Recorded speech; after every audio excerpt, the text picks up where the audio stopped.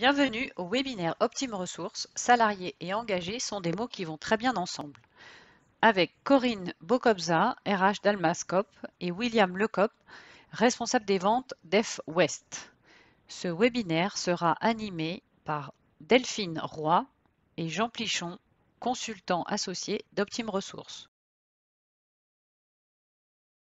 Retour en arrière, pourquoi on a souhaité travailler sur ce sujet?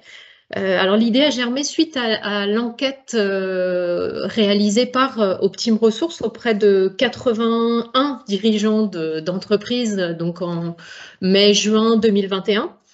Et on a posé une question: quels sont les facteurs internes qui bousculent ou risquent de bousculer votre entreprise? Le sujet de l'engagement des salariés était remonté dans le top 3 des préoccupations des dirigeants. Or, lors de la dernière enquête réalisée en 2017 par Optime, toujours auprès de son réseau, ce n'était pas du tout un point qui ressortait de cette manière. Donc, ça a éveillé notre attention. Jean, je te repasse la parole. Que mettons derrière ces mots « engagement des salariés » ? Alors, en fait, vous le savez certainement, il y a plein de définitions qu'on peut trouver à droite à gauche dans certains ouvrages, sur Internet, etc. Vous avez probablement votre propre définition. Nous, on a choisi de s'appuyer un peu sur ce que Corinne et William nous avaient partagé comme étant leur compréhension de cette notion d'engagement. Et comme vous le voyez, il y a vraiment plusieurs éléments qu'on retrouve. Il y a la notion d'appartenance, il y a la notion d'investissement long terme, il y a la notion d'envie, d'autonomie, de prise de responsabilité.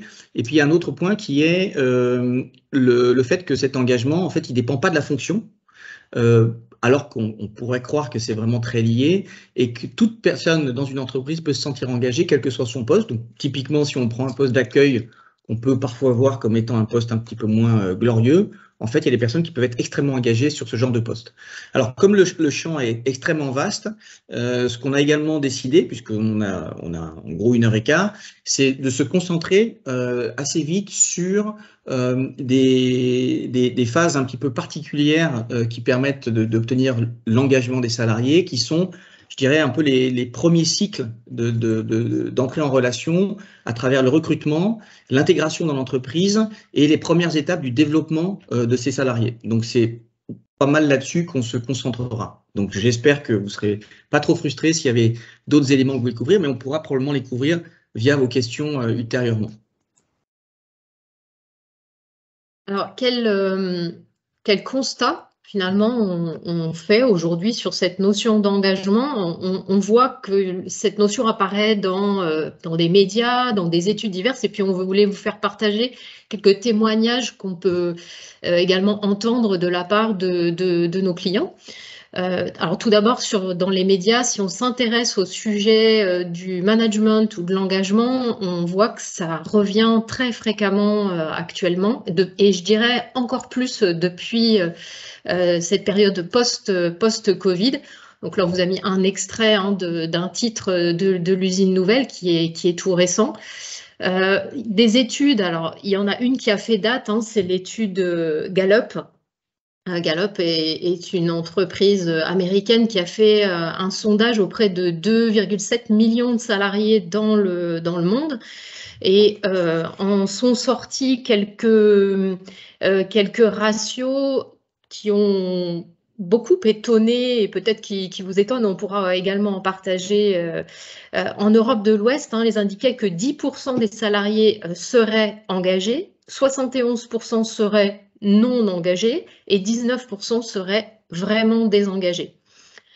Donc, c'est des chiffres qui interpellent. Donc, ça fait partie aussi du choix de cette thématique aujourd'hui. Autre point, avec notamment un client très récemment, on partageait le constat qu'il était très étonné finalement d'avoir un collaborateur, alors là relativement jeune, qui était là depuis à peine un an, Pour lui, tout allait bien, la personne semblait engagée, c'est une personne qui était en cours de, je vais dire, d'ascension, enfin vraiment d'insertion et cette personne qui venait d'être augmentée, etc. Et le manager nous partageait qu'il n'avait rien vu venir et qu'il ne comprenait pas de ne même pas avoir pu échanger sur ce départ. La personne avait déjà pris sa décision, avait déjà trouvé autre chose, et donc il n'y avait plus je vais dire, de récupération possible. Or, même chose, quand on regarde le coût d'un recrutement raté, et communément, un recrutement raté, c'est quelqu'un qui part moins d'un an avant son entrée dans l'entreprise. Après. Après, quand même. Et si on regarde en fait l'ensemble des coûts, que ce soit les coûts directs, les coûts de recrutement, éventuellement de cabinets extérieurs, que ce soit les coûts indirects de démotivation de l'équipe, d'impact sur l'image de l'entreprise, il est évalué entre 20 000 et 200 000 euros selon le moment du départ, selon le profil, etc. Donc tout ça sont des éléments qui nous font dire que ce sujet est vraiment primordial. Alors, on a un peu donc posé la table en termes de définition, en termes de quelques éléments de constat. Maintenant, on va rentrer dans le vif du sujet. Donc, c'est William et Corinne qui vont travailler fort. On a organisé ça autour de plusieurs questions. Donc, vous allez voir, on va être un peu en mode entretien. Et à tour de rôle, à la question, Corinne et William répondront, partageront, etc. Alors, la première question, c'est sur ce sujet-là, qu'est-ce qui fait qu'un jour vous êtes senti tout d'un coup un peu interpellé, un peu concerné? Alors Corinne, est-ce que vous voulez commencer? Oui, avec plaisir. Alors moi, la notion d'engagement, je l'ai vécue, je dirais, en deux temps. Par mon expérience professionnelle, je me suis engagée dans l'armée, donc le terme est approprié, on va dire. Je me suis engagée dans l'armée, j'avais 25 ans. Et c'est vrai que pour moi, ce parcours, c'était toute une découverte. À la fin de mes études, je sortais de la fac, c'était de l'individualisme, avec l'armée, j'ai découvert ce qu'était du collectif, une appartenance à un groupe, et j'ai appris cette notion de s'engager pour quelque chose, de la défendre, et ça a été, je dirais, ma première expérience de ce qu'était un engagement. La deuxième étape, ça a été bien sûr quand j'ai intégré Alma, où en fait j'ai découvert une autre facette de l'engagement qui est vraiment très tourné vers l'humain, d'un projet commun aussi, toujours du collectif, mais dans un autre environnement, et s'impliquer pour la société, s'impliquer pour un projet auquel on participe, puisque à Alma, on est salarié et associé. Ça a été une deuxième découverte, et s'engager pour une société et un environnement où il y a du sens. Voilà. Ça a été très fort pour moi. Merci Corinne. Pour toi, William? Justement, j'y réfléchissais et je me disais que ça me paraissait évident. En fait, alors moi, je joue dans un groupe de rock depuis que j'ai 17 ans. Et quand on s'entraîne avec les amis, on travaille un projet, ça part de quelque chose de très introspectif au départ, parce qu'on écrit une chanson. Ensuite, on va la travailler en équipe. Et donc là, il y a une forme d'engagement, parce que cette idée-là de départ, comment ensemble, alors ça peut être l'idée d'un copain ou la mienne, comment ensemble on va la mettre en musique. Et puis, il y a la troisième temps, c'est quand on va jouer devant un public. Et là, quand on monte sur scène, vous ne pouvez pas faire semblant. Donc l'engagement, la conviction des chansons qu'on a écrites, il faut qu'on arrive à les faire passer avec subtilité, avec envie. Et je trouve que là, l'engagement, c'est là que je vais le sentir dans mon corps, dans ma chair et dans mon histoire. Ça, c'est un premier point. Deuxième point, c'est on est de passage sur Terre. Et je trouve que le fait d'habiter chaque instant, d'habiter chaque instant, y compris quand on est dans notre mission au travail. Si je venais au travail juste comme ça, sans être impliqué, sans être engagé, je trouve que j'aurais autre chose à faire. Nos temps étant comptés, comment est-ce qu'on peut les vivre avec plus d'authenticité possible et le plus profondément possible. Et puis, le troisième point, c'est lorsque j'étais jeune manager, nous avons eu à vivre un départ, une inadéquation au poste, et la rupture a été difficile. Difficile pour la personne concernée, difficile pour moi en tant que manager. Je pense que c'est le pire qu'on a à vivre quand on est manager. Et alors que moi, j'étais très engagé comme commercial, je me retrouve propulsé comme manager. On ne connaît pas tous les codes, comme jeune manager. Et mon engagement qui était le mien n'a pas rencontré l'engagement de la personne avec qui je travaillais, puisque quand elle est partie, elle m'a dit notamment que probablement qu'elle n'était pas adaptée au poste, mais que j'avais eu un problème de communication et qu'elle ne m'avait pas ressenti. Donc moi, ça m'avait beaucoup touché et ça m'a amené à réfléchir à comment est-ce que nos engagements mutuels peuvent aussi se rencontrer et la qualité au poste attendu. Enfin voilà, c'était assez perturbant et c'est ce qui fait progresser aussi. Merci. Intéressant. Du coup, ça nous fait une bonne transition. Donc, merci William. Une bonne transition sur notre deuxième question. Pour vous, l'un et l'autre, par rapport à vos entreprises, par rapport à vos responsabilités, quels sont les enjeux que vous associez à cette dimension d'engagement? C'est-à-dire, quels sont les risques, mais également qu'il y a peut-être les opportunités. Qu'est-ce que l'engagement, lorsqu'il y a un désengagement, quelles peuvent être les conséquences pour l'entreprise, pour vous? William, tu viens d'en parler. Et qu'apportent des salariés engagés? Et là, peut-être plus tard, dans les questions et réponses, ça sera intéressant de voir si cet élément de risque et d'opportunité est partagé par les gens qui participent au webinaire ce matin. Corinne, on reprend la même séquencement, puis on changera après. Très bien.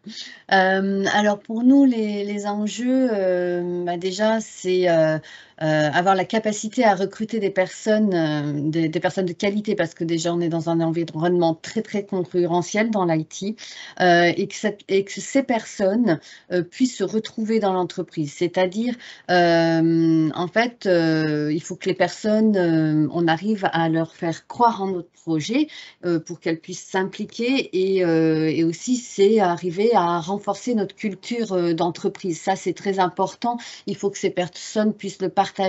Et à partir du moment où on arrive à capter ces personnes, à les emmener avec nous, c'est des personnes qui vont être très dynamiques, qui vont pouvoir s'impliquer, être force de proposition. Chez nous, c'est très important parce qu'on a quand même un secteur d'innovation qui est fort à Alma, et ça permet à ces personnes de pouvoir s'exprimer, de pouvoir être un moteur et pouvoir emmener aussi d'autres personnes. Je dirais que c'est un peu un engrenage. Et puis, quand on est impliqué, qu'on est intéressé, on va aller chercher, on va faire de la veille et ça va permettre d'apporter d'autres propositions. Donc tout ça, je dirais que c'est quelque chose qui met en mouvement et qui entraîne aussi les autres du coup. Donc voilà, ça c'est les enjeux, les opportunités chez nous, ça va être dans ce sens-là.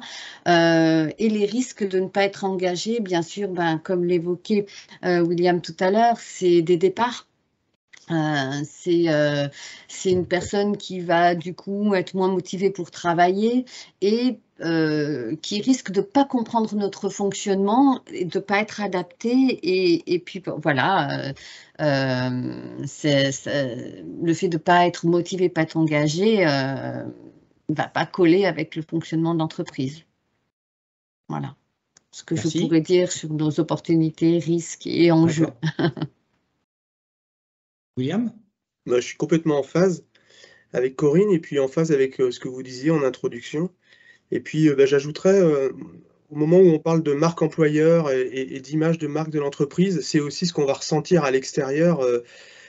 Pour moi, une entreprise, si je vois moi-même en tant que consommateur, quand je vois des personnes qui ne sont pas dans leur métier ou peu engagées, ça me donne aussi une mauvaise image de l'entreprise et puis une image lisse. Et j'imagine que ceux qui vivent aussi à l'intérieur, ça tire vers le bas.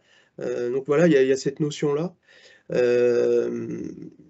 Et puis, l'opportunité d'avoir une entreprise engagée, c'est que avec des personnalités engagées au sein de l'entreprise, c'est qu'on est tous acteurs. Donc, il y a vraiment beaucoup de moteurs. Les idées vont être encore plus riches, vont être encore plus solides pour affronter des crises ou relever des défis.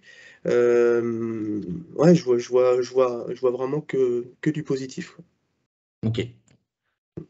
Alors, la troisième question, c'est une question sur laquelle on reviendra un petit peu tout à l'heure en fin de webinaire, et qui est peut-être une des raisons pour lesquelles vous êtes là, c'est un phénomène, on l'a vu tout à l'heure, qui est probablement un peu croissant, en tout cas qui est une problématique qui est de plus en plus présente, qu'il faut savoir appréhender, et finalement, un des premiers éléments qui va être nécessaire à travailler cette problématique, c'est comment je vois que des salariés sont engagés ou ne sont pas engagés, quels sont les signaux qui peuvent me permettre d'anticiper un désengagement pour éviter d'avoir, par exemple, un départ. Donc, la troisième question, ça va être finalement, quels sont les signes ou les indicateurs, si vous en avez, qui vous permettent de voir cet engagement ou ce désengagement. Alors, on a dit qu'on changerait le séquencement. Donc, est-ce que William, tu veux commencer? Avec plaisir. Alors pour moi, ça va vraiment tourner autour des rituels, l'importance des rituels. Pour pouvoir percevoir des signaux faibles, il faut que j'ai un point de référence. Donc chez DefWest, on a plusieurs rituels, des rituels individuels, ce que j'appelle les 1 à 1, sur lesquels on va se rencontrer suivant la maturité de l'équipier. On va se voir soit toutes les semaines, soit tous les mois. Alors moi, j'ai un périmètre qui est assez large géographiquement, donc je me tiens à 1 fois par mois à peu près. C'est vraiment l'objectif. Donc un rituel 1 à 1 où on a 30 minutes, 30 à 45 minutes tous les mois où on va parler de ce qu'on a fait. Enfin, je pourrais décrire après comment est constituée cette période-là, enfin ce 1 à 1 là. Et puis après tous les rituels d'équipe. C'est-à-dire pour nous, ce sont des réunions commerciales, des manifestations commerciales, notre séminaire avec la salle de réunion qu'on voit derrière moi, et puis des moments de formation dans l'année. Et ça, ce sont des moments où on va se retrouver en équipe et je vais être très attentif au changement de comportement, y compris dans le 1 à 1. Puisque le rituel, on le fait tous les mois, ça me permet de jauger aussi comment est-ce que l'autre se sent et comment est-ce que l'autre est. Souvent, la question que je pose en introduction, c'est comment tu te sens? Et pas ça va? Voilà, ça m'intéresse et si la réponse c'est ça va, mais je vais plus loin. Et si on creuse? Et si on va plus loin? Parce que ça, voilà, et c'est là où moi je vais avoir mes capteurs de brancher et puis un changement de comportement va m'allumer des signaux. D'accord. Donc beaucoup cette dimension signaux faibles, donc d'accord, qui nécessite d'avoir des temps pour pouvoir les ressentir, les lire, etc. Si tu as pas... D'organiser ces temps. Ouais. On y reviendra tout à l'heure sur le 1 à 1. Je pense que c'est un outil intéressant. Et juste la place du manager dans ces moments aussi d'équipe. C'est quand est-ce que je suis dans l'équipe, quand est-ce que je suis volontairement en dehors momentanément et que je prends du recul. Voilà, c'est intéressant à observer. Ouais. Ok. Et pour vous, Corinne? Alors, je suis tout à fait d'accord avec William sur ces aspects-là, sur cet outil, comme vous disiez. Moi, je vais vous parler plutôt de temps plutôt collectif, où ça va être, parce que Alma, c'est beaucoup de collectifs. Et nous, on a mis en place des indicateurs, autres que les indicateurs classiques RH, pour voir notre implication citoyenne. Et parce que sur notre vision, je dirais, on s'est engagé déjà au niveau de la cité et aussi au niveau environnemental. On a donc développé certains indicateurs, par exemple connaître le taux de participation à des réunions communes, parce que notre vie au cours de l'année est rythmée par certaines réunions qui sont des assemblées générales, des réunions de salariés, et aussi ce que l'on appelle des Alma Café, c'est-à-dire ce sont des temps informels entre midi et 2 où on va parler de certains thèmes, accueillir des personnes extérieures, d'autres sociétés qui vont nous parler de leur mode de fonctionnement original ou de certains thèmes qui peuvent être, je vous donne ça par hasard, l'évolution de notre contrat de mutuelle, ou de la sécurité, du bien-être au travail. On va avoir plein de thèmes comme ça. Et pour vous donner un ordre d'idée, en indicateur, donc on a sorti le taux de participation à nos assemblées générales qui, en 2021, était de 98%. C'est un taux vraiment très fort et qui représente bien l'implication. Que ce ne sont pas des réunions obligatoires, les personnes sont invitées. Oui, tout à fait. Okay. Mais voilà, les assemblées générales, c'est pour les associés, c'est nous qui prenons nos décisions sur les orientations stratégiques et si on n'est pas présent, ça dénote un désengagement. Donc oui, c'est important pour nous, mais ce ne sont pas des réunions obligatoires. Tout à fait. Je peux vous en donner d'autres, l'implication dans certaines instances, puisqu'on a des conseils d'administration, comités de direction, on a des commissions selon des sujets ou des projets particuliers. Et là, il y a 42% des Almaciens qui sont présents dans toutes ces instances. Il y a le CSE aussi. Voilà, donc on essaie de faire vivre tout ça. On a souvent on parle de turnover.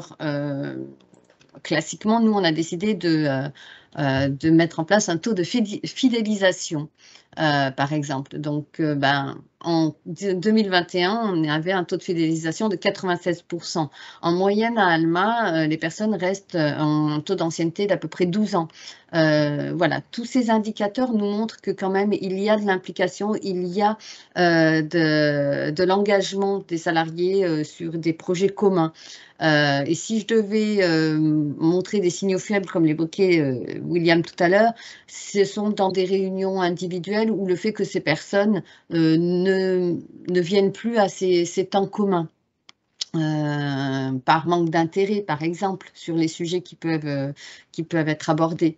Donc ça, c'est voilà, c'est un peu des marqueurs pour nous, pour orienter après ce que l'on va mettre en place. Voilà. Du coup, une petite question, ces indicateurs, est-ce qu'ils sont pilotés par des personnes en particulier ou par une instance en particulier? Et est-ce qu'ils sont communiqués? Est-ce que c'est des indicateurs auxquels tout le monde a accès et peut potentiellement se connecter? Oui, ce sont des indicateurs qui sont vraiment mis sur notre site et on a monté une commission pour s'occuper de ces indicateurs qui a été, on a travaillé avec deux écoles qui étaient l'IAE et Sciences Po à Grenoble. Ils avaient un master en économie sociale et solidaire et ils travaillaient sur ce sujet-là. Et on leur a demandé de participer à ce projet avec des indicateurs originaux qui correspondent à ce qu'est Alma, à ce qu'on avait envie de faire, de montrer à travers ces indicateurs et que ce ne soit pas forcément des indicateurs classiques. Et oui, ces indicateurs sont présents sur notre site web parce que Alma, l'une des valeurs d'Alma, c'est de la transparence. On aura peut-être l'occasion d'en discuter tout à l'heure. Et alors du coup, pour tous les deux, ma dernière question sur ce sujet, c'est est-ce que, tant à travers les signaux faibles dont tu parlais, William, que certains indicateurs, les 2 années qu'on vient de passer entre le Covid et je dirais la distanciation, le télétravail, est-ce que vous avez constaté une baisse à travers les signaux faibles et les indicateurs de l'engagement ou pas? Est-ce que ça vous a permis de lire pendant cette période le niveau d'engagement de vos salariés? Très bonne question. Veux commencer, William? Ouais, ok. Ouais, c'est une très très bonne question. C'était une période. Merci. C'était une période inédite et pour les managers, je pense qu'on s'est tous gratté la tête. Comment est-ce qu'on allait prendre cette période-là, comment on la vivait au quotidien, on subissait. Et alors nous, ça a vraiment été une opportunité pour nous. potentielle situation chère à Sun Tzu, période de confinement, waouh, dans cette situation-là, quel est le potentiel pour l'équipe? Et nous, on a vraiment travaillé beaucoup en équipe. Nos concurrents se sont arrêtés et ont profité des aides de l'État. Et nous, on a continué de travailler. On a travaillé en équipe très fort en mode projet, notamment le CHU de Nantes dont on parlait tout à l'heure. C'est vraiment directement issu de ça. Donc, le travail en équipe nous a vraiment aidé à nous consolider pendant cette crise. Sauf pour une des personnes de l'équipe que j'ai senti partir, et il est parti pour un autre projet de vie. Et le confinement a été le déclic. Et ça a été très, très intéressant à observer. Et quand il est parti et qu'on s'est mis d'accord, et je lui ai dit, tiens David, moi j'ai besoin de savoir, zut, j'ai dit le prénom. On ne répétera pas, il n'y a pas de... Non, faut pas le répéter. Mais c'est une très belle histoire, hein, ça s'est très bien fini. Et ça continue d'ailleurs, parce qu'on est toujours en relation. Bref. Et je lui ai dit, écoute, j'ai besoin de savoir à quel moment tu as pris ta décision. Parce que moi, je l'ai ressenti et je la note sur un bout de feuille de papier. Dis-la moi, je te montrerai après. Et en fait, le déclic avait vraiment été lors du confinement. Et voilà, c'était intéressant de jouer à ce jeu-là parce que est-ce que ma perception, elle était juste à ce moment-là? Est-ce que tu as bien lu les signaux faibles dont tu parlais tout à l'heure? Est-ce que tes détecteurs étaient...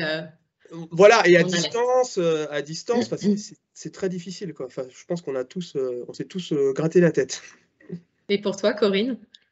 Pour nous, je dirais que le confinement, ça a été un passage très rapide du télétravail, comme tout le monde, pour tous les types de postes, y compris des personnes qui n'avaient jamais fait de télétravail. Donc, ça a été compliqué parce qu'il a fallu les aider à travailler à distance. Quand vous devez tenir un standard à distance sans le matériel adéquat, ça, on a eu une équipe technique qui a su tout de suite mettre moyen pour que tout le monde puisse déjà travailler correctement à distance, et ça a été génial. Bon, c'est aussi notre domaine d'activité, donc c'est vrai que ça a été facile, mais on a senti qu'il y avait des gens, le fait de ne pas venir à Alma, c'était compliqué, il y avait moins de motivation, et donc on a dû trouver des choses pour continuer notre vie collective, continuer nos AG, nos réunions. Donc on a fait des ateliers, on a créé des canaux Teams pour chaque département, pour certains projets aussi ludiques, et on a même fait des assemblées générales avec un escape game avec je crois plus de 70 personnes, et les gens ont répondu présents. Je vous coupe, Corinne, mais est-ce que les indicateurs dont vous parliez tout à l'heure vous ont permis de lire justement ce désengagement, ce qui a confirmé la pertinence des indicateurs, ou bien est-ce que vous l'avez vu d'une autre façon?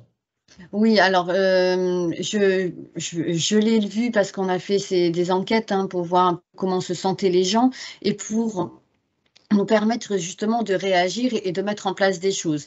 Donc oui, ces indicateurs nous ont permis, ces sondages, de voir ce qu'il en était.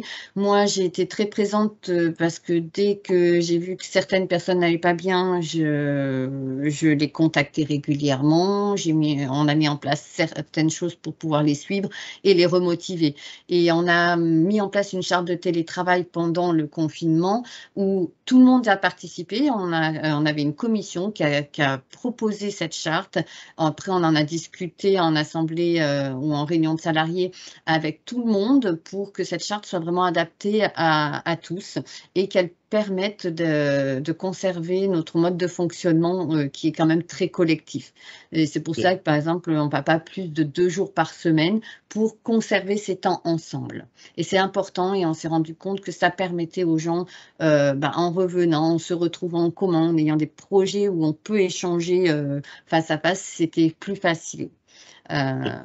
Et de repartir sur cet engagement. On a essayé de conserver des projets surtout.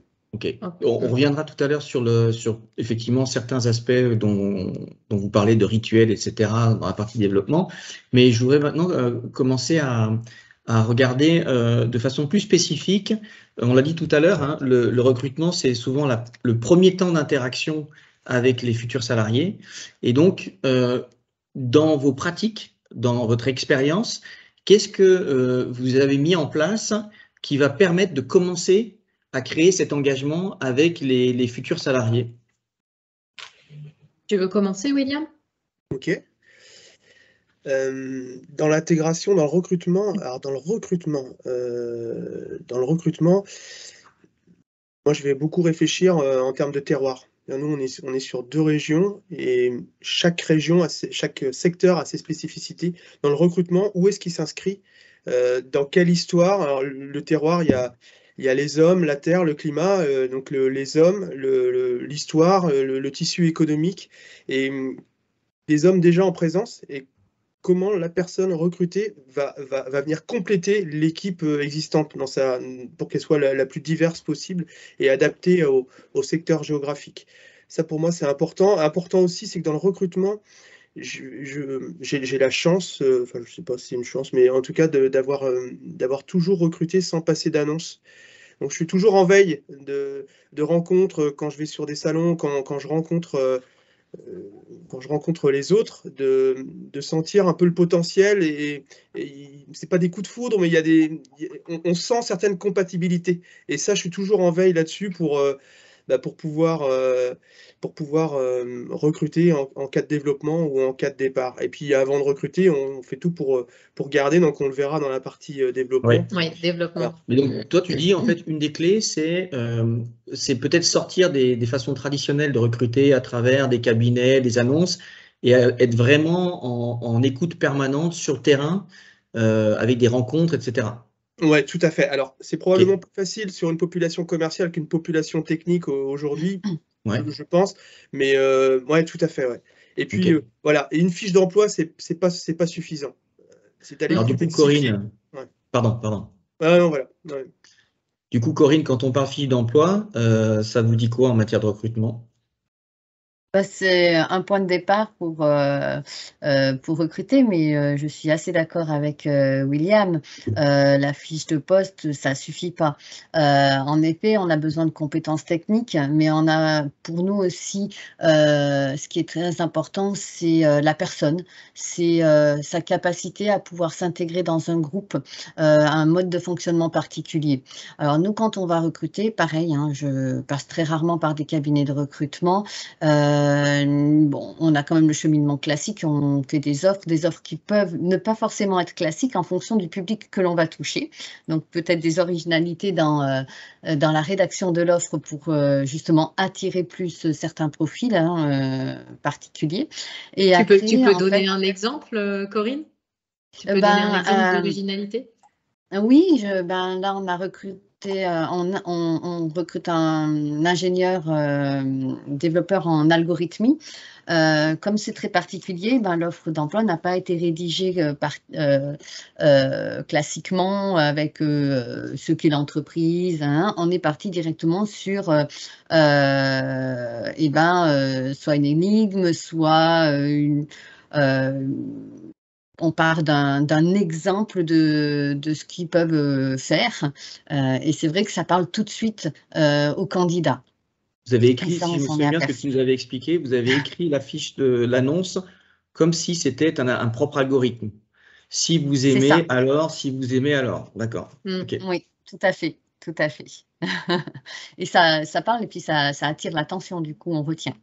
D'accord. Donc ça, c'est je dirais, le début. Puis après, nous, notre mode de recrutement est particulier parce que, voilà, on est dans du collectif et on parlait d'engagement des salariés. Eh bien, quand on recrute, le candidat va avoir plusieurs étapes. Il va rencontrer le responsable du département concerné, puis il va avoir donc des tests techniques, ce qui est classique, me rencontrer. Et après, il va aussi avoir un temps avec toute l'équipe. Et ça, c'est très important, puisque du coup, l'équipe participant, en tout cas, quand c'est des grosses équipes, c'est un panel, mais pour les petites équipes, c'est tout le monde participe au recrutement, rencontre les candidats sélectionnés. Donc, l'équipe se sent engagée, parce qu'ils vont choisir leurs collègues de travail. Et la personne qui candidate, va pouvoir poser plein de questions, vraiment sentir dans quelle équipe il arrive et déjà, il voit les collègues avec qui il a travaillé. Donc, c'est vrai que c'est assez important, on y tient beaucoup. C'est un avis consultatif, l'avis de l'équipe, puisque le dernier qui prendra sa décision, ce sera quand même le responsable. Mais si tous les feux ne sont pas ouverts, et notamment avec l'équipe, l'intégration va être d'autant plus difficile pour le candidat, et ça, on en tient compte. Donc, on va prendre et l'aspect technique et je dirais ce que l'on appelle les soft skills, puisque moi, quand j'interviens dans le recrutement, c'est essayer de sentir si la personne va pouvoir s'intégrer dans l'équipe, mais aussi dans le mode de fonctionnement Alma, parce que c'est aller au-delà de s'impliquer dans son travail, en fait. Donc, Et ça, c'est presque une belle transition sur la partie intégration. Alors, j'avais juste une question avant. Parce Une que, question. oui, ça c'est super sur le principe, ce que vous décrivez, Corinne, mais du coup, j'ai une question de challenge pour vous. Est-ce que ça vous est déjà arrivé de recruter, que le manager décide de recruter quelqu'un pour lequel l'équipe avait dit, a priori, on n'est pas très chaud? Alors, j'ai eu le cas inverse. En fait, le responsable était OK, les tests techniques étaient OK, moi j'étais OK, donc tout était ouvert et l'équipe a dit non, nous on ne se sent pas de travailler avec cette personne. Nous n'avons pas recruté cette personne qui était pourtant très compétente. Donc vous avez été jusqu'au bout de la logique, vous êtes vraiment d'accord. Ouais, tout à fait. Tout à fait. Et là, dernièrement, pareil, tout était ouvert et certaines personnes de l'équipe ont dit non, on ne se sent pas, et on s'est dit, on était prêt à recruter la personne et on s'est dit elle ne s'intégrera pas si l'équipe ne se sent pas de travailler avec elle, donc on n'a pas recruté. Dans une période de difficulté de recrutement, c'est courageux. Enfin, c'est un processus. Mais vous l'évoquiez tout à l'heure, recruter une personne qui ne pourra pas s'intégrer dans Alma, c'est un recrutement qui n'ira pas, enfin je veux dire, ça ira pas au bout, la personne va partir parce qu'elle se sentira pas bien et c'est pas le but. Et c'est vraiment la pire des situations, effectivement. Ouais, tout à fait, tout à fait. Et puis bon, nous, quand on recrute, je veux dire, on est transparent avec le candidat dès le départ, c'est-à-dire on sait, on lui dit quel va être le processus.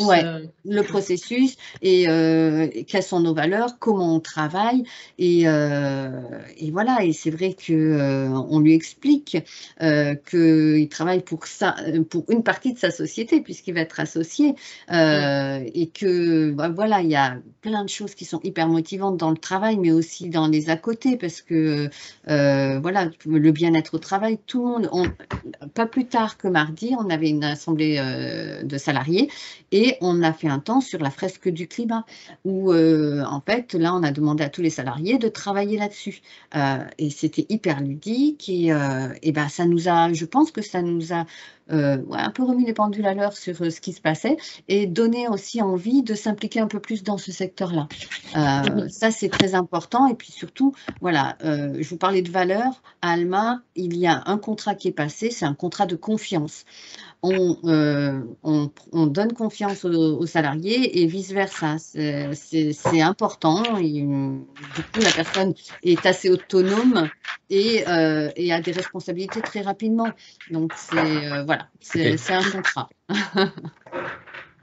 Donc, si on parle d'intégration, finalement, chez toi, Corinne, et je te propose de continuer là-dessus, je vais presque dire le dernier entretien avec l'équipe est quasiment une première étape d'intégration. Oui. Mais est-ce que tu peux nous dire ensuite qu'est-ce qui se passe? Comment vous faites cette intégration jusqu'au bout? Alors, on a un processus d'intégration, je dirais, sur du moyen terme. Déjà, donc voilà, en effet, le premier pas dans l'intégration d'un salarié, c'est cet entretien, puisque si c'est positif, déjà, ce sera pas mal pour lui. Et après, en fait, on va le suivre sur la première année. Déjà, il va arriver, il aura un tuteur qui va l'accompagner. Pas un tuteur sur l'aspect technique. C'est un tuteur vraiment sur comment ça se passe à Alma, qui va plutôt l'aider à s'approprier la culture d'entreprise, l'organisation d'Alma.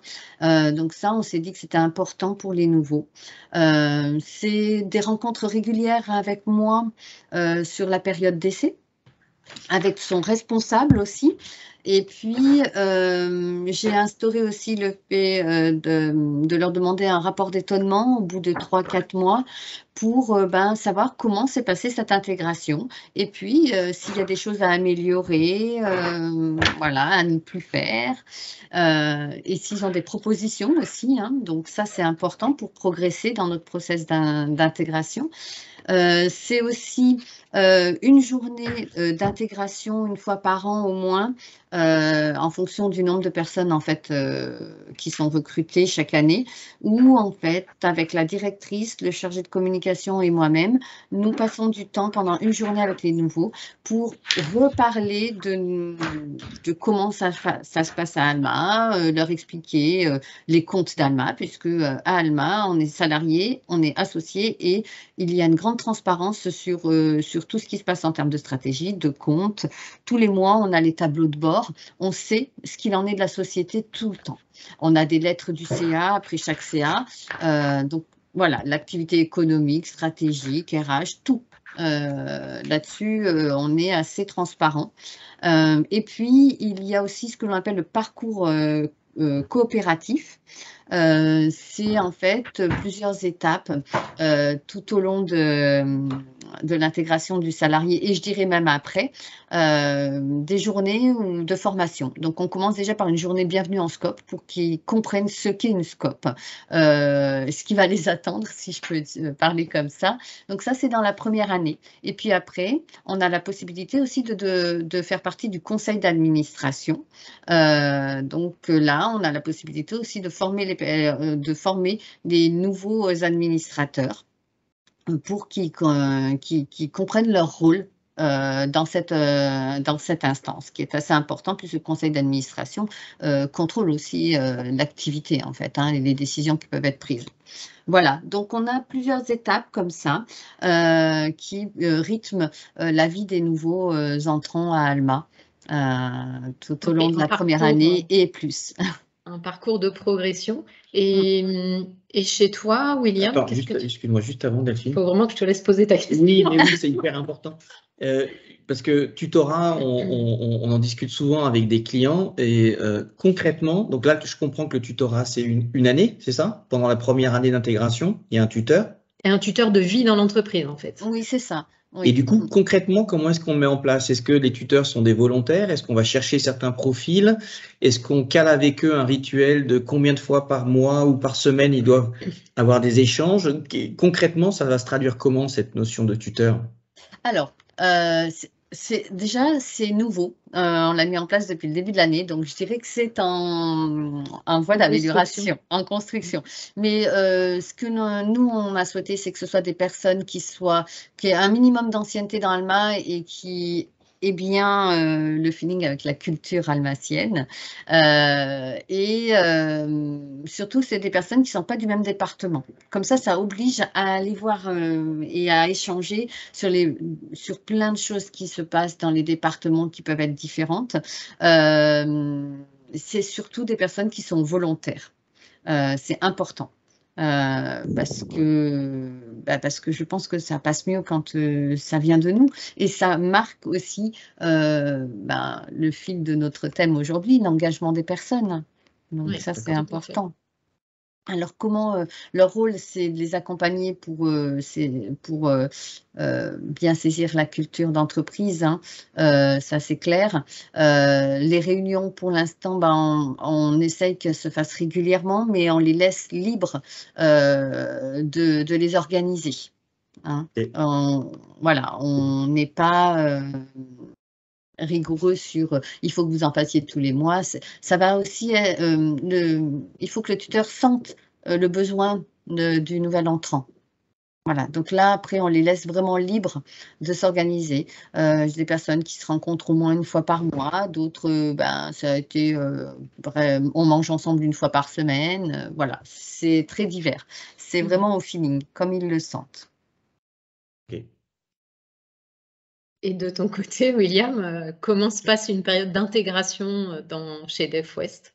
J'attendais la question de Jean, je pensais qu'il avait une autre question. Attends, elle va venir après. Bah, déjà, Corinne, elle souligne le travail des ressources humaines et bah, chapeau parce qu'effectivement, ça nécessite beaucoup de travail, beaucoup d'attention, d'application de la direction. Donc, je ne vais pas reprendre tout ce qui est parcours d'intégration, tout ça, c'est vraiment intéressant. Pour moi, il y a quelque chose d'important derrière tout ça, c'est la notion de confiance. C'est faire confiance. Je suis un nouvel arrivé chez DefWest. J'ai autant de légitimité que quelqu'un qui a de l'ancienneté. En tout cas, en tant que manager, dans l'attention que je vais porter à l'autre et dans la confiance que je vais porter. C'est-à-dire que c'est le même matériel, le même véhicule, etc. Et j'ajouterais que dans l'intégration, je préciserai aussi les évolutions de poste en interne.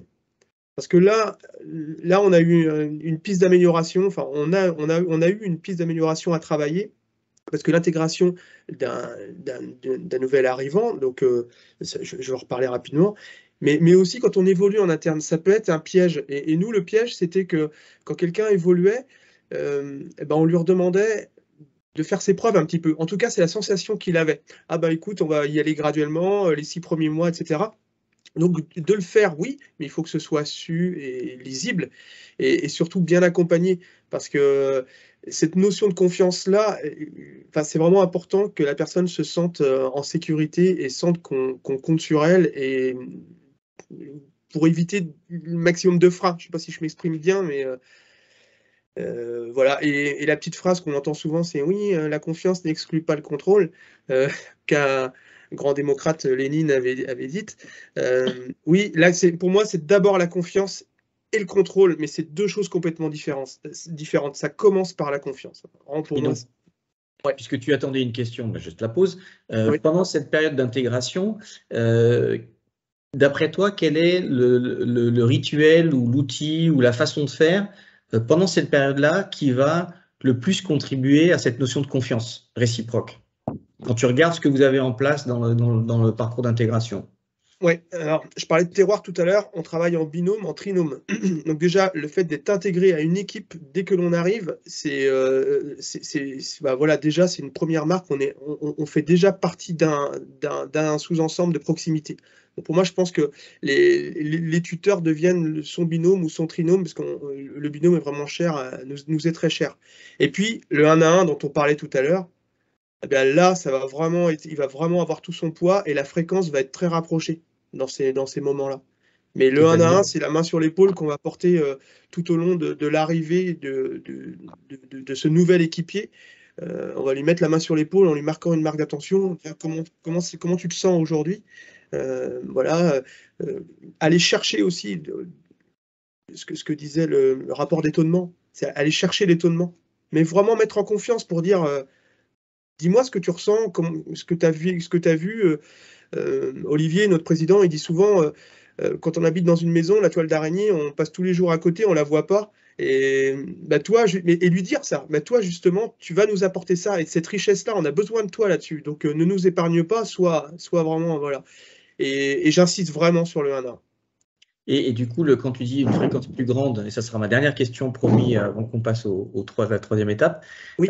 Quand tu dis plus fréquent pendant la période d'intégration, on est de l'ordre de quoi? De la semaine ouais. Tu es sur le mois quand la personne est là est vraiment dans l'équipe depuis un certain temps. Et ouais. Là, tu rapproches à la semaine quand tu es en période d'intégration. Exactement, ouais. Exactement. Alors, ce qui peut paraître beaucoup, hein, mais entre 30 et 45 minutes, je me dis, si en tant que manager, je ne sais pas accorder 30 à 45 minutes par semaine à un nouvel embauché, il faut que je me remette en question. Ok. Et je me remets en question. Donc, tu n'y arrives pas tout le temps. Donc, dernier sujet. Donc, le recrutement s'est bien passé, l'intégration s'est bien passée, la personne est encore là. L'engagement ne s'arrête pas à cette étape-là. Et derrière, il y a des choses qui continuent à être mises en place ou mises en avant, en tout cas, pour que la personne sente qu'elle continue à développer, qu'elle continue à s'intégrer et participer. Et donc, l'un et l'autre, qu'est-ce que vous avez mis en place pour continuer à sécuriser cet engagement une fois que la période, entre guillemets, officielle d'intégration est terminée? Tu veux commencer, William? On y va. Je vais essayer d'être le plus, parce que alors là, c'est une passion. Hein, donc, Bah, écoute, c'est simple, tu as 3 minutes j'ai 3 minutes. OK. maximum. OK. C'est patient, 3 minutes. Cette année, par exemple, on travaille sur. On est une équipe de super-héros avec tous des super pouvoirs. L'idée, c'est quel pouvoir j'ai et quel parcours je vais pouvoir construire pour développer ce talent, ce point fort que j'ai. Dans nos 20-80, c'est vraiment de mettre 80% sur nos points forts. Donc ça, je pense que c'est une marque de fabrique importante. Et je prends souvent l'exemple du charbon versus le diamant. Ce sont les mêmes molécules de carbone et les liaisons covalentes sont différentes. Le charbon, il s'effrite, le diamant, il est dur. Mais si on les met dans le feu, ils vont brûler tous les deux. Dans l'équipe, comment je transforme du charbon? Alors comment je vais en tout cas vers le diamant? Et le diamant, c'est les liaisons covalentes qui sont vraiment très fortes entre les atomes. Donc dans mon équipe, quand je vais découvrir les talents, quand on va reconnaître entre nous nos propres talents, ça va permettre de travailler davantage en transversal plutôt que de faire appel à son N+1, N+2 ou que sais-je quand je dois aller travailler sur tel sujet. Et donc, par exemple, Camille, lui, il a une capacité technique très analytique. On est en train de travailler avec lui il a passé un cycle technique là au CNPP et il va se développer dans l'analyse de risque et une approche plus bâtimentaire ou une approche plus process de son client, etc.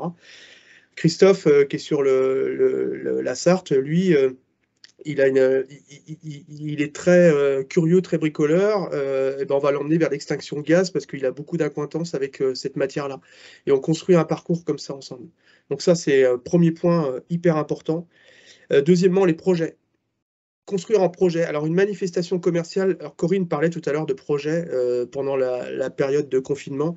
Voilà, nous, les projets, pour moi, c'est vraiment un acte managérial fort et un acte, c'est ce qui va permettre un fil conducteur qui va sceller l'équipe et qui va permettre autant de délégations en construisant notre projet avec des jalons, avec une dissociation des actions et chacun est responsable d'une action. Donc les projets, que ce soit des projets commerciaux ou des manifestations commerciales ou voilà, comment chaque événement, la vie de l'équipe peut se traduire en projet. Et voilà. Et nos rituels aussi, on les revisite, on essaie de les habiter. La réunion commerciale n'est plus animée par moi, mais est animée par chaque terroir. Et c'est le terroir qui invite les autres et on tourne comme ça. Et moi, ça me laisse beaucoup plus de disponibilité et puis ça permet à chacun d'avoir la chance de prendre la parole, de progresser et on se fait des feedbacks là-dessus. Bon, C'est voilà. quelle fréquence ça? Les réunions commerciales, c'est tous les mois. D'accord. Okay. Donc, on a 3 agences. Chaque agence, tous les 3 mois, ça tourne. Et donc, chaque agence, il y a les différents acteurs et ils tournent dans l'animation. Ils co-construisent la réunion, mais il y a un maître de cérémonie à chaque fois. Et ça donne l'occasion de prendre les rênes d'une réunion. C'est super chouette, quoi. Et voilà, c'est ce qu'on se dit souvent. Chez Def West, on peut se permettre. Donc, voilà, on aime sortir des terrains battus. Et quand vous travaillez sur la dimension de super-héros et de point fort d'une personne, ouais, est-ce que c'est la personne qui amène son point fort? Est-ce que c'est quelque chose qui est co-analysé et validé par l'ensemble de l'équipe? Est-ce que c'est toi qui amène ce point? Ouais, alors ça s'inscrit dans un projet qui est assez long, mais déjà, alors on a des formations qui font partie aussi de nos rituels. Dans ces formations-là, on a travaillé sur, alors il y a l'énéagramme, le MBTI, Processcom, etc. Donc nous, on en a choisi un de ces outils-là que l'on a approfondi en équipe. Donc ça permet déjà de voir émerger ses propres points forts et de reconnaître chez l'autre des particularités qui sont autant de force. Donc ça, premier point. Deuxième point, on travaille alors on avait fait, vous savez, l'exercice, on met une feuille A3, on marque le prénom de chaque personne sur la feuille A3 et chacun à tour de rôle va mettre des qualités perso et des qualités pro qu'elle reconnaît chez l'autre. Et on tourne et après la personne se retrouve devant sa feuille à la fin de la séquence et elle doit lire et on voit un peu ce qui se passe au niveau émotionnel, c'est super chouette. Un champion, il n'est pas forcément conscient du talent qu'il a. Et effectivement, de s'appuyer de l'intelligence collective et de voir ce que les autres reconnaissent chez moi, c'est énorme, c'est super puissant. Donc voilà, je pense que ça répond à ta question. Oui, et je m'excuse, du coup, je t'ai fait déborder les 3 minutes, mais c'est de ma faute, donc tout va bien. C'est une manière élégante de dire que j'ai débordé. Corinne, de votre côté, donc sur cette phase post-intégration ou qui continue à se transformer, qu'est-ce que vous avez mis en place justement pour continuer à engager les personnes à travers leur développement? Je dirais que chez nous, on va avoir deux aspects. L'aspect individuel où en fait on va continuer à former les personnes dans les domaines de compétences. C'est-à-dire que quelqu'un qui arrive ne connaît pas forcément le langage de développement que nous avons, mais on sait qu'elle va pouvoir progresser très rapidement. On va former dès le départ. Il y a les derniers jeunes embauchés, en effet, ça a été le cas. Ils sont partis en formation tout de suite. Donc, on va mettre en place en fait cette progression dans l'apprentissage des compétences techniques. À côté de ça, eh bien, il y a les implications. Je l'évoquais tout à l'heure dans des commissions. Je vous parlais de la fresque du climat que nous avons fait mardi. Eh bien, dans la fresque du climat, nous avions un jeune qui est encore en période d'essai, qui était animateur. Voilà, là, on se rend compte que cette personne, oui, ça y est, elle a compris le truc et elle s'engage déjà dans des commissions alors qu'elle n'est même pas encore validée, je dirais. Donc ça, je dirais, c'est génial. Et dernièrement, on embauche beaucoup de jeunes qui souhaitent avoir du sens dans leur travail.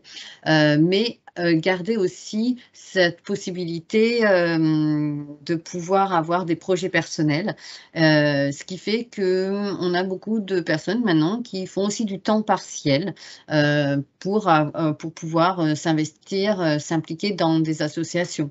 Ça aussi, c'est important de pouvoir avoir cet équilibre et c'est ce que l'on essaye en tout cas d'offrir à travers des temps partiels que l'on accorde, ou aussi, je vous parlais du télétravail. Le télétravail, on l'a réfléchi en commun pour que ça permette aux gens de correspondre à ce qu'ils avaient envie, mais que ça reste dans le projet commun, que ça puisse correspondre à notre mode de fonctionnement et à nos valeurs. Et enfin, je dirais qu'il y a quelque chose d'original, c'est que chez nous, nous travaillons en Scopec. C'est-à-dire que chaque département a un minimum d'autonomie. Et les responsables des départements, en fait, le fait d'être responsable est une fonction complémentaire à la fonction initiale. C'est-à-dire que vous pouvez être responsable commercial et responsable de département. Et cette fonction de responsable de département, c'est un mandat. C'est un mandat de 3 ans. Qui est renouvelable. C'est-à-dire que tous les 3 ans, le responsable va faire un bilan avec la direction et l'équipe sur ce qui s'est bien passé, ce qui s'est mal passé, où on veut aller, et va faire un projet pour 3 ans. Et il va le proposer et à la direction. Si la direction dit, bon, c'est OK, c'est un projet qui peut être validé, on va le proposer à l'équipe et l'équipe va dire OK ou pas. Et ça permet aussi d'embarquer les gens. Si on vote OK à un projet du responsable, eh bien, on est dans le cadre d'un management participatif où il y a de l'adhésion et forcément, on embarque tout le monde et ça se passe bien. Donc voilà, vis-à-vis de la vie dans le quotidien des salariés d'Alma, ce mode de fonctionnement est important, on y tient beaucoup. On a même, notre PDG, nous l'avons choisi par le même mode de fonctionnement. Et ça, je pense que c'est pas commun. D'accord. Parfait. Écoutez, merci tous les deux pour tous ces éléments. On va faire on va prendre quelques minutes s'il y en a parmi les participants au webinaire ce matin qui ont des questions à poser. Vous pouvez les poser directement en ouvrant vos micros. Donc, n'hésitez pas si vous avez des questions spécifiques à poser à William ou à Corinne. Que ce soit sur le recrutement, sur l'intégration. Si vous voulez partager une expérience originale de recrutement, d'intégration ou d'activités qui permettent l'engagement dans la durée.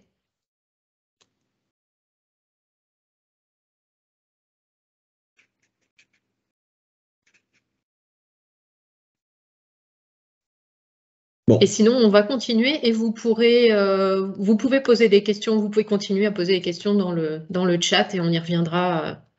Alors, du coup, en complément un petit peu en reprenant peut-être certains points de William et Corinne et en apportant quelques compléments, on voudrait vous partager pour nous ce qu'on appelle les 4 points cardinaux de l'engagement, c'est-à-dire à travers tout ce qu'on a vu chez les clients, tout ce qu'on a entendu, quels sont pour nous 4 axes forts sur lesquels travailler quand on veut sécuriser l'engagement des personnes. Donc, comme vous voyez des mots, il y a des mots qu'on a déjà utilisés avec Corinne et William, et d'autres sur lesquels on va focuser un petit peu plus. Il y a toute la dimension donner du sens, et Corinne vient d'en parler. Il y a toute la notion de connaissance, il y a l'aspect mesure, et enfin, il y a l'aspect accompagnement. Donc, je vais commencer à parler du sens. Ce qu'on entend dans les médias, ce qu'on entend chez nos salariés, et ce qu'on entend également de différent d'une génération à l'autre, c'est plusieurs éléments sur lesquels il devient important de travailler. De plus en plus, les gens ont besoin de sentir qu'ils contribuent au projet d'entreprise. Donc, pour des entreprises en création, c'est facile. Pour des entreprises qui existent depuis longtemps, c'est comment, lorsque je suis en exercice stratégique tous les 5 ans, comment je réfléchis à une vision long terme, je ne le fais plus juste au niveau de mon comité de direction, et ensuite je présente la feuille de route directement à mes salariés, mais c'est comment aujourd'hui je peux aller impliquer quasiment tout le monde dans cette dimension de projet d'entreprise, à construire, à revisiter, à améliorer. Le deuxième élément, c'est l'organisation collective, c'est-à-dire comment on est organisé en tant qu'entreprise, en tant qu'organisation. Et c'est là où, donc Corinne le disait, il y a certaines particularités que peuvent apporter certaines structures du type Plascope, mais on l'a vu avec William, on peut faire des choses d'organisation collective assez particulières sans forcément être dans une structure spécifique. Donc c'est cette réflexion de dire par rapport à une organisation classique, traditionnelle, où j'ai un organigramme avec une hiérarchie, des départements, est-ce que demain, comment demain je peux réinventer un peu cette organisation pour aller vers des mécanismes qui vont engager plus fortement les personnes. Troisième élément, mine de rien, quand on réfléchit, alors je parlais de cadra ou de quinca, mais quand on réfléchit à ce que nous, on avait en tête il y a maintenant 30 ou 40 ans, la dimension environnementale est beaucoup plus importante. Je ne sais pas si vous l'avez noté les uns et les autres au niveau du recrutement, mais on commence à voir notamment les jeunes générations qui vont poser des questions pour comprendre, au-delà de la marque employeur, mais que fait l'entreprise en termes d'environnement, au-delà de ce qui peut être affiché sur un site internet, qui peut être parfois très positif et très générique, que fait réellement l'entreprise? Est-ce qu'on attend de moi que je puisse contribuer? Est-ce que je sais que je vais pouvoir influencer l'entreprise sur cet aspect-là? La dimension éthique, là encore, c'est une dimension qui a toujours pris du sens, mais sur lequel les gens vont chercher de plus en plus de repères. On parlait de transparence, ça va être probablement la première clé d'entrée. Et pour avoir entendu des jeunes avec qui on discute lors de temps d'échange, en fait, lorsqu'ils voient des sites internet d'entreprises sur lesquels il y a clairement des informations qui ne sont pas partagées, c'est tout de suite un premier frein à l'embauche, ou ça veut dire que si je trouve une entreprise derrière qui est beaucoup plus transparente, je vais peut-être tout d'un coup changer d'entreprise. Et puis derrièrement, on l'a dit à plusieurs reprises, la notion d'accomplissement personnel, clairement, prend une autre dimension. On parle des baby-boomers qui restaient fidèles à une entreprise. Aujourd'hui, on n'est plus forcément dans cette logique-là. Une traduction que vous vivez peut-être dans vos différents secteurs, c'est la notion d'intérim, où l'intérim pouvait être vu dans le temps comme étant une porte d'entrée à un futur emploi.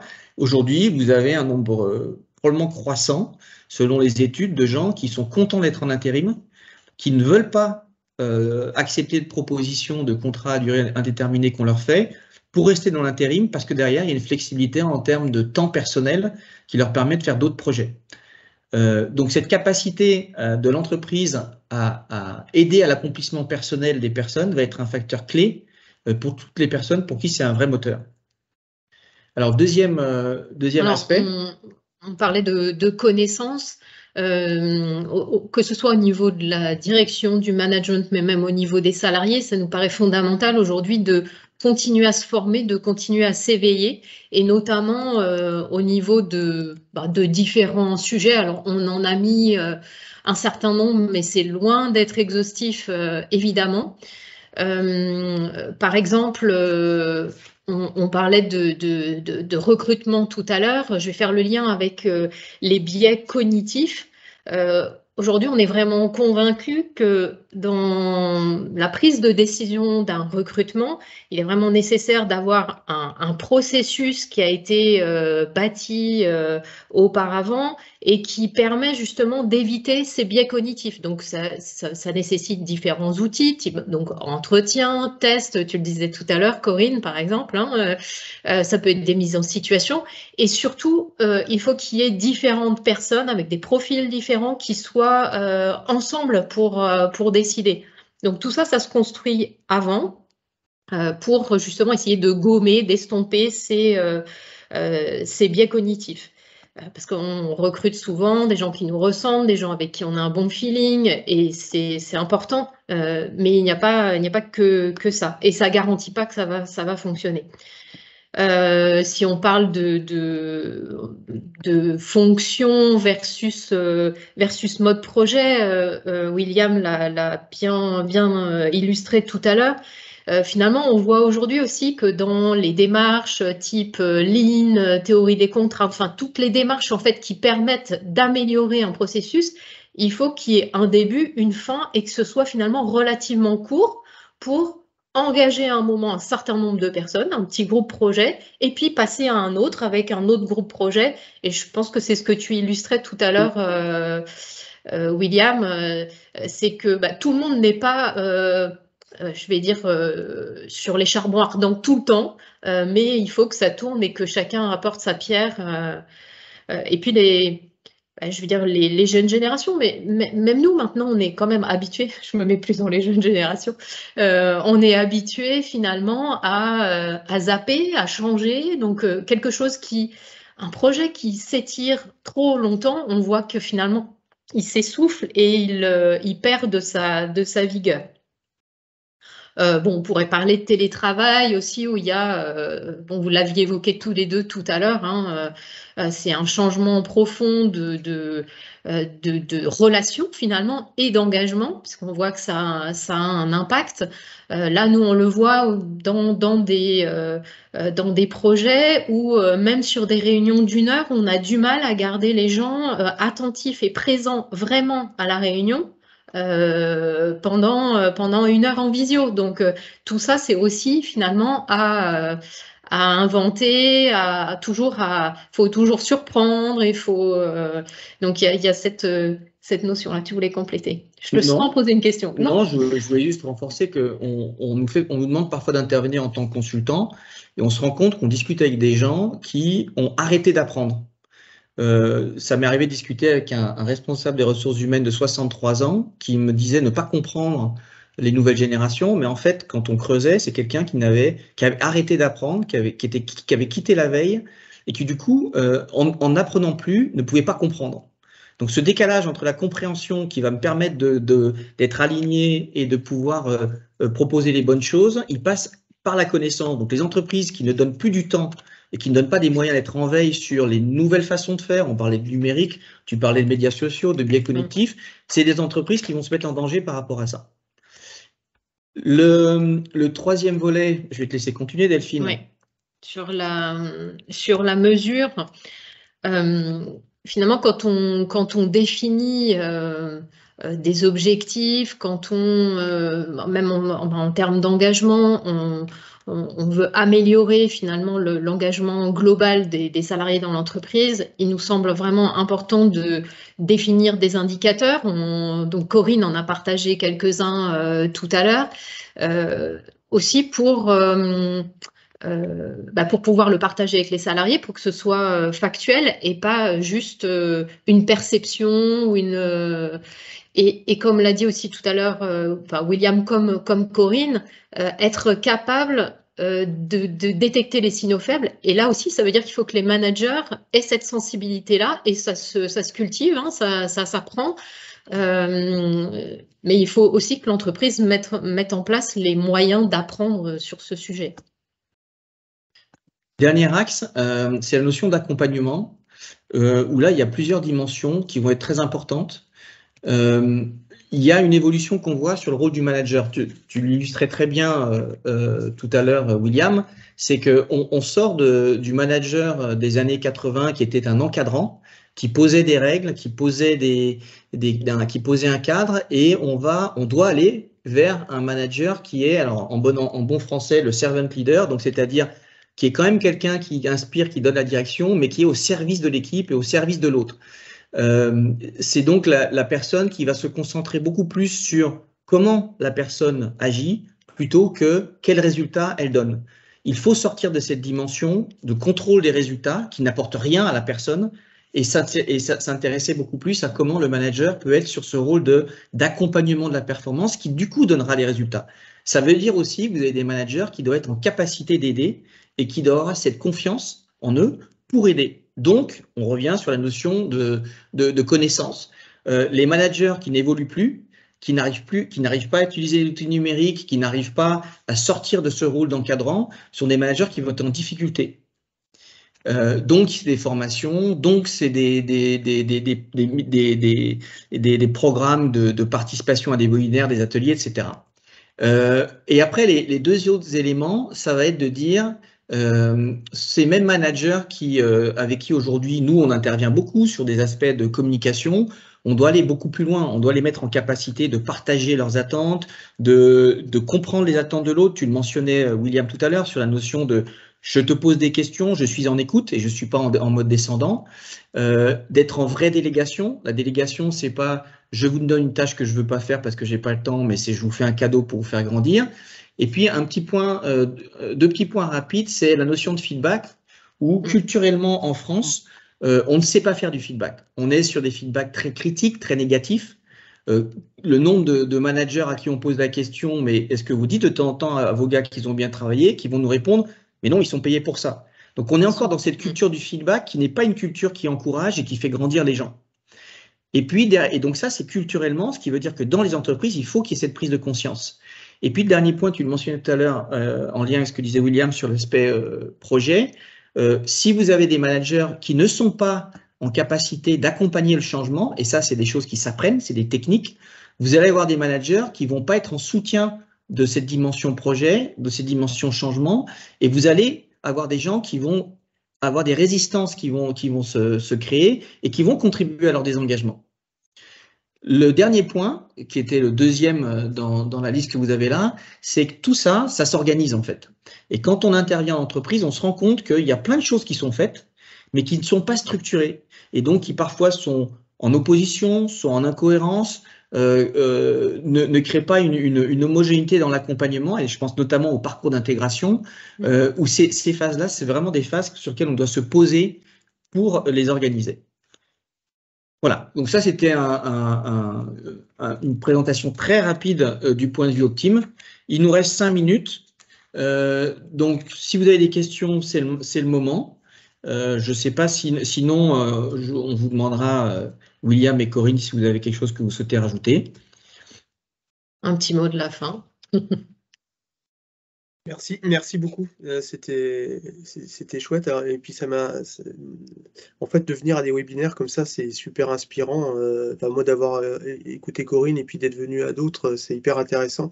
Et quand elle a fait le retour d'expérience sur le confinement et ce que les entreprises ont pu mettre en place, je me dis qu'on aurait du retour d'expérience et du partage à faire parce qu'il y a eu des innovations et ça nous a vraiment fait tous progresser.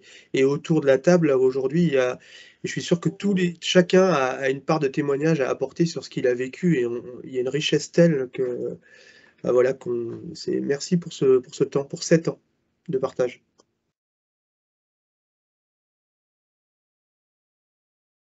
Bon, je crois que... Oui. Corinne, vas-y Corinne, si tu... Moi, je suis ravie d'avoir partagé ces instants avec vous. Je suis tout à fait d'accord avec William. C'est tellement enrichissant de pouvoir échanger sur ce qui ce qui peut se voir dans les entreprises. Je suis toujours, voilà, j'adore pouvoir échanger et partager.